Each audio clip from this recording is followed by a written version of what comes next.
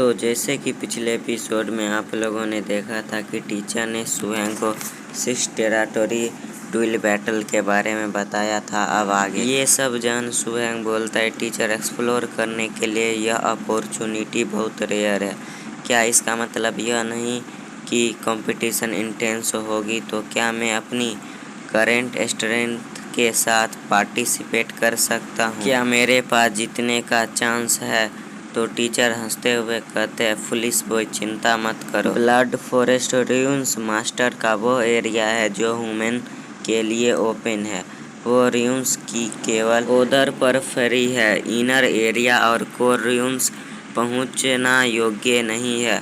तुम जैसे नौसिखियों के लिए यह रियली में एक ट्रेजर है, बट लेकिन यह उतना अट्रैक्टिव नहीं है। तो सुहेंग बोलता है, आपने ऐसा कहा कि मैं निश्चित रूप से एक स्थान के लिए कॉम्पिटिट करूंगा और उसे वापस लाऊंगा। तो टीचर बोलते हैं, ये हुई ना बात। और टीचर आगे बोलते हैं, टूर्नामेंट में तुम्हारे अलावा 4 अदर पीपल पार्टिसिपेट करेंगे। कल मैं तुम्हारे मिलने और उनसे परिचित होने का अरेंज कर दूंगा। उसके बाद हम न्यू ट्रेनिंग स्टार्ट करेंगे।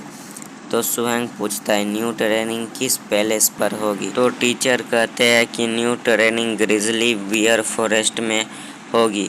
तो ये सुनकर सुहेंग डरते हुए कहता है, क्या ग्रिजली बियर फॉरेस्ट? तो टीचर ग्रिजली बियर फॉरेस्ट के बारे में बताने लगते हैं कि यहाँ एक बड़ा काला जंगल है जो बहुत वाइड एरिया को कवर करता है, जिसे ग्रे बियर फॉरेस्ट के रूप में जाना जाता है। और टीचर बोलते हैं, गैदरिंग पैलेस के साउथ के विशाल जंगल है।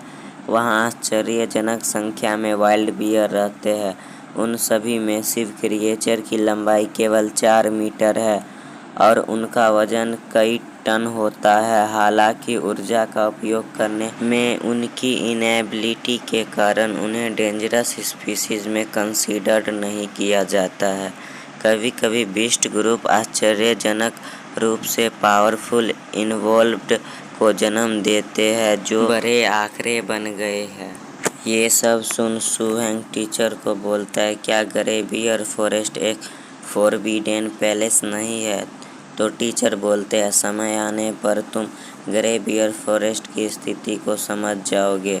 उससे पहले तुम्हें वापस जाकर कुछ दिन आराम करना चाहिए। इतना बोल टीचर वहाँ से जाने लगते हैं और सीन सुहेंग के घर पे शिफ्ट होता है, जहाँ अपने पैसों को देख सुहेंग कहता है, लुक आउट पोस्ट पर जाने से पहले प्रदान किया गया 2.5 लाख ग्राम स्टील क्रेडिट लगभग समाप्त हो चुका है और अगले आधे महीने तक इसे डिस्ट्रीब्यूट भी नहीं किया जाएगा। और हम ड्रैगन को देखते हैं जो खा रहा होता है और उसकी तरफ देख सुहेंग बोलता है, वर्तमान विकास दर को बनाए रखने के लिए भोजन की आपूर्ति कम नहीं होनी चाहिए।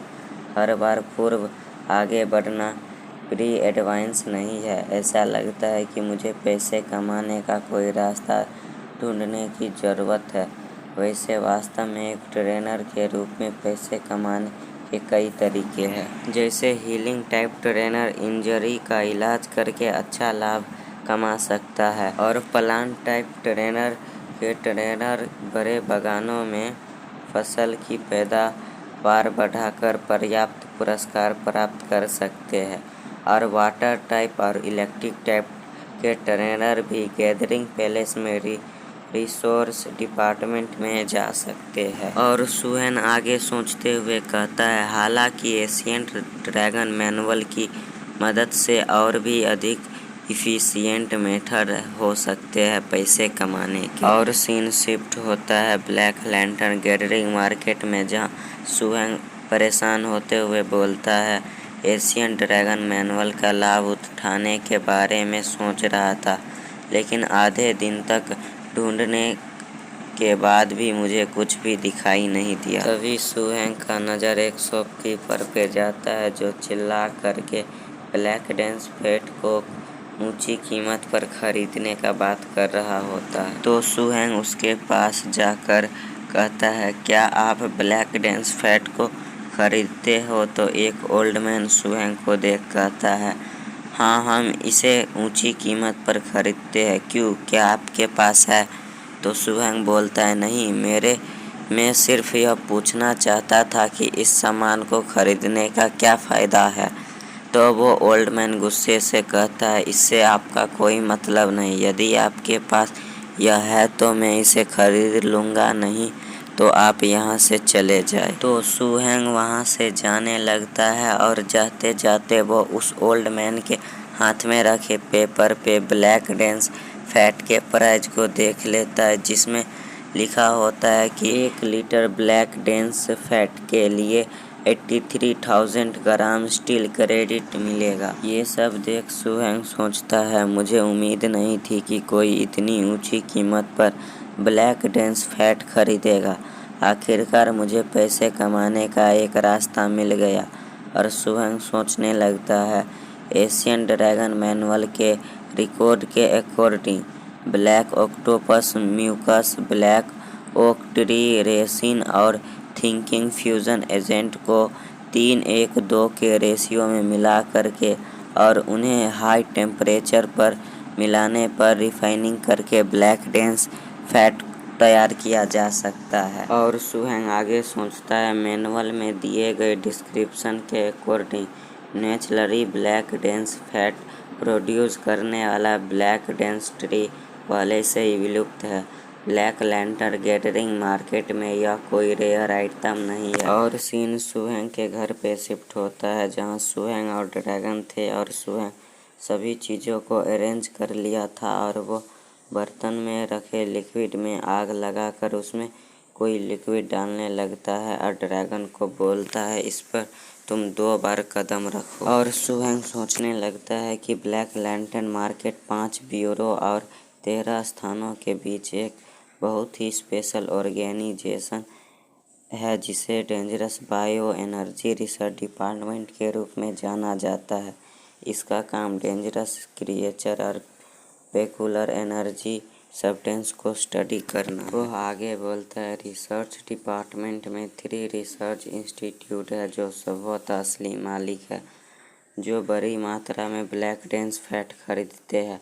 हालांकि मार्केट में बड़ी मात्रा में ब्लैक डेंस फैट बचने से काफ़ी मात्रा में पैसे कमाए जा सकते हैं, लेकिन हमें सावधान रहना चाहिए कि एशियन ड्रैगन मैनुअल के सीक्रेट को उजागर न होने दिया जाए। और सुहेंग आगे सोचता है, ब्लैक मार्केट में black dense tree extremely rare है, इसलिए यदि ब्लैक डेंस फैट की एक बड़ी मात्रा अचानक ब्लैक मार्केट में दिखाई देती है तो निश्चित रूप से हाई ऑथर का अटेंशन अट्रैक्ट होगा। और इतना सब सोचने के बाद सुहेंग थोड़ा देर सोचता है और फिर बोलता है, हाँ, वो तरीका सबसे अच्छा होगा। और सीन शिफ्ट होता है जहाँ सुहेंग मार्केट में आ गया होता है और वो सोचता है कि एक ऐसा स्टोर ढूंढना है जो सामान संभाल सके और उन्हें डिस्काउंट पर बेच सके।